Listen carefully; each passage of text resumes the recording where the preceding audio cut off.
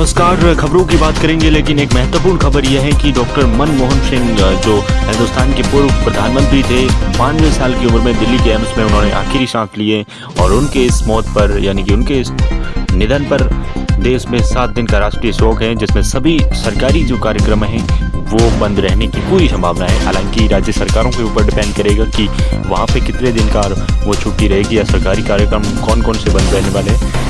आइए जानते हैं आज की बड़ी खबरें। वित्त मंत्री निर्मला सीतारमण ने व्यापार विशेषज्ञों हितधारकों के साथ बजट पूर्व की यही की बात और सालाना बजट है जो इनकम यानी कि 15 लाख से ऊपर की इनकम टैक्स पेयर के साथ 1 फरवरी को निर्मला सीतारमण करेगी ये बड़ा ऐलान। चलिए अगली बड़ी खबर, 10.50 लाख तक इनकम पर मिल सकता है टैक्स छूट। बजट 2025 में ये ऐलान होने वाले हैं।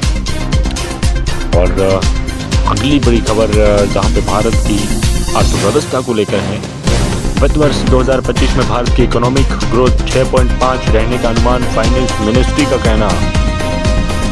दरअसल 2024 नहीं बल्कि 25 में भारत की जो इकोनॉमिक है वो ग्रोथ वास्तविक मायने में तकनीकी तौर पर 6.5 की भारतीय अवस्था दूसरी तिमाही की ग्रोथ घटकर अब 21 महीने के निचले स्तर पर आ गई है। चलिए अगली बड़ी खबर, भविष्य के लोग भारतीयों के बीच में 7वें आसमान पर हैं, जहां पे भारत के लोग मान रहे हैं कि भारत की इकोनॉमी अब जल्दी बढ़ेगी, लेकिन ऐसा होना अब थोड़ा मुश्किल है क्योंकि भारत की जो जीडीपी है उसमें लगातार घटोतरी आ रही है और साल 2025 कोई खास रहने वाला है नहीं। और चलिए अगली बड़ी खबर की ओर रुख करते हैं। लोकसभा चुनाव 2024, 64.64 करोड़ मतदाताओं ने वोट डालकर विश्व रिकॉर्ड बनाया, जहां पे एशियाई ने जारी किए इसके रिकॉर्ड। दरअसल इस रिपोर्ट में ये भी कह रहे हैं कि भारत में इस चुनाव में महिलाओं का जो है रिकॉर्ड पुरुषों से आगे हैं। ये इसी ने जारी किए लोकसभा चुनाव के आंकड़े। और महिलाएं अब 64 करोड़ से अधिक मतदाताओं में महिलाओं का नाम ये रिकॉर्ड बन गया है। और अगली बड़ी खबर, IRCTC की वेबसाइट और ऐप डाउन, 2500 शिकायतें रिसोर्ट। दरअसल टिकट बुकिंग के मामले को लेकर ये मीडिया पर यानी कि सोशल मीडिया पर इन लोगों का गुस्सा उठा है। ये IRCTC ने और राष्ट्रीय प्रतीकों के गलत इस्तेमाल पर 5 लाख का जुर्माना, कानून में बदलाव का प्रस्ताव, अभी 2 एक्ट लागू, उन्हें मिलाकर 1 करने का विचार। चलिए अगली बड़ी खबर की ओर रुख करते हैं, जहाँ PM मोदी आज सुपोषित पंचायत अभियान का करेंगे शुभारंभ।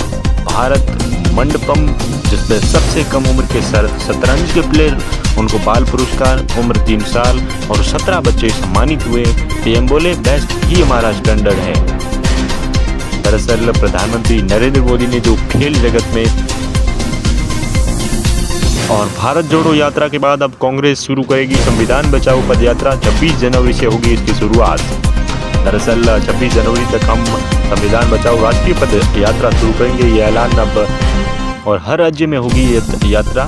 दरअसल इसमें संविधान से जुड़े हर मुद्दे को भी शामिल किया गया है। कांग्रेस हालांकि कांग्रेस एक बड़े वर्किंग कमेटी का एक RTC बोली अब अजय माकन पर 24 घंटे कार्रवाई करे कांग्रेस, वरना NDA गठबंधन से बाहर करने की मांग करेंगे ये केजरीवाल को।